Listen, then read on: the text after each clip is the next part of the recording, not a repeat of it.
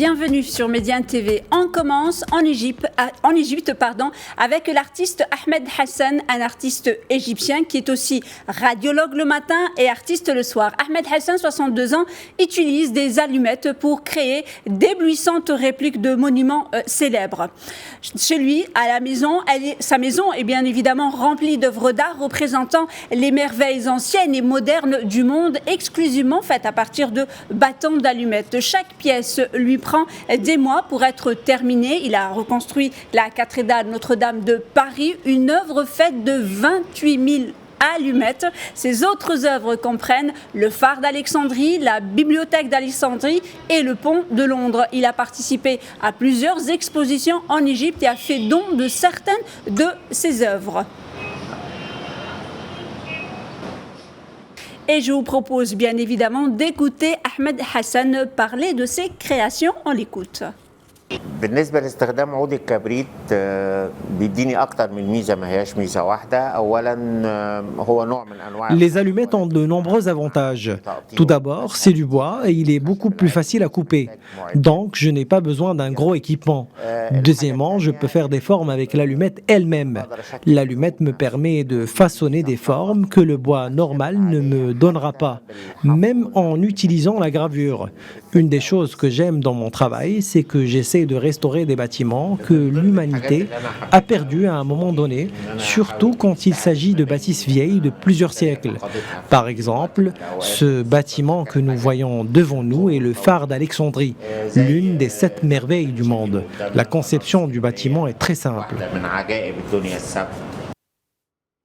Avec la pandémie de Corona qui fait rage, bien évidemment, et bien sûr la fermeture de nombreux musées et galeries, la scène artistique internationale a dû passer au virtuel pour attirer les visiteurs. Au Danemark, par exemple, le gouvernement danois a aidé la Galerie nationale danoise à monter, s'il vous plaît, 40 000 œuvres en ligne et le musée jusqu'à présent a enregistré une augmentation de 280% du nombre de visiteurs en ligne. L'artiste danoise, par exemple, Tira Hilden, a déclaré que son exposition actuelle, ce qui s'appelle Symmetry, reçoit beaucoup plus de commentaires du monde entier, que son exposition est devenue même virale en Chine, ce qui lui a donné de nombreuses nouvelles opportunités, bien évidemment.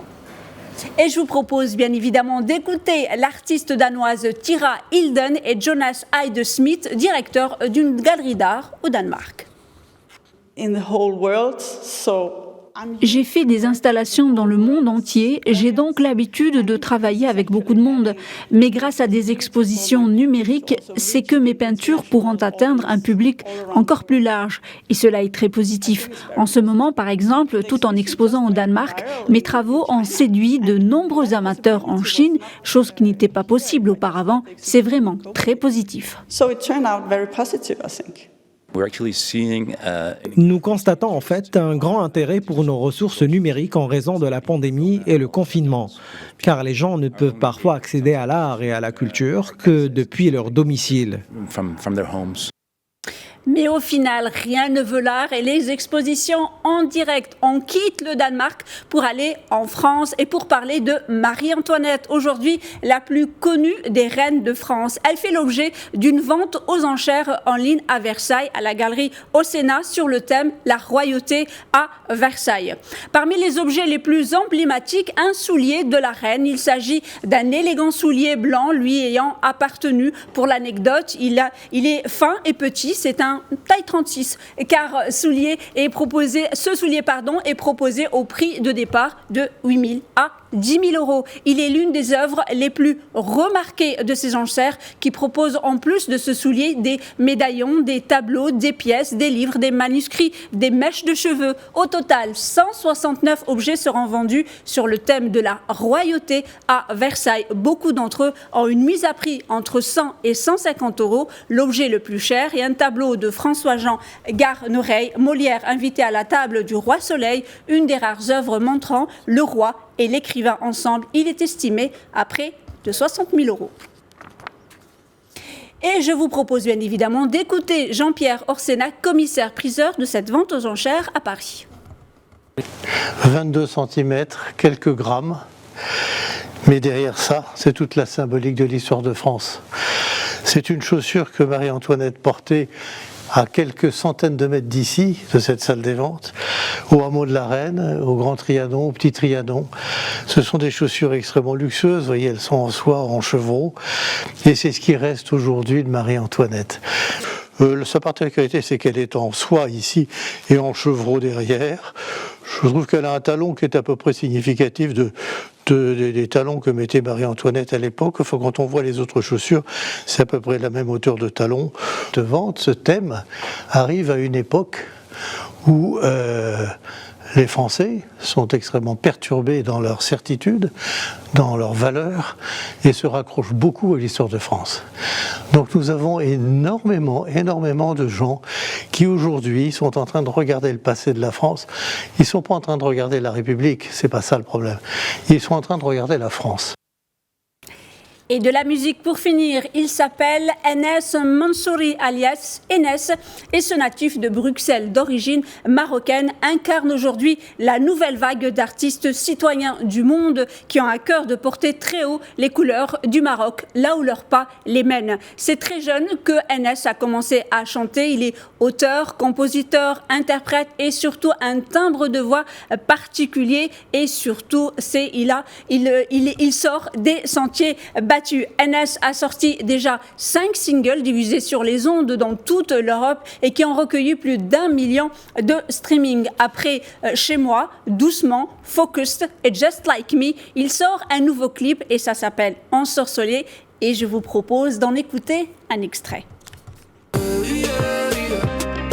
Pourquoi tu m'as ensorcelé? Et moi-même je suis ensorcelé.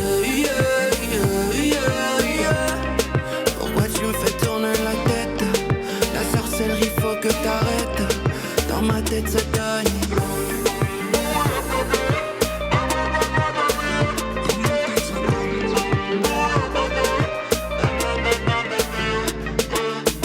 Perdu la raison, je sais même plus où est ma maison. Dans ma tête c'est lent, fais pas semblant. Genre c'est la première fois, pourquoi tu mens? Je juge pas, on sait ce que l'on veut, ce que l'on veut. On est sur la même page, y'a pas mieux sérieux. Viens, on voit plus, je me reconnais plus. Je veux pas tout oublier, tu m'as entendu. Oh, qu'est-ce qui me prend? Je sais plus me contrôler. Comment tu danses, toi? Viens près de moi, viens danser. Oh, qu'est-ce qui nous hante? Est-ce qu'on est dans un bar hanté? Faut que je rentre, moi. Qu'est-ce qui m'arrive? Tu m'as ensorcelé. Pourquoi tu m'as ensorcelé? Plus moi-même je suis ensorcelé. Pourquoi tu me fais tourner la tête? La sorcellerie faut que t'arrêtes. Dans ma tête ça gagne.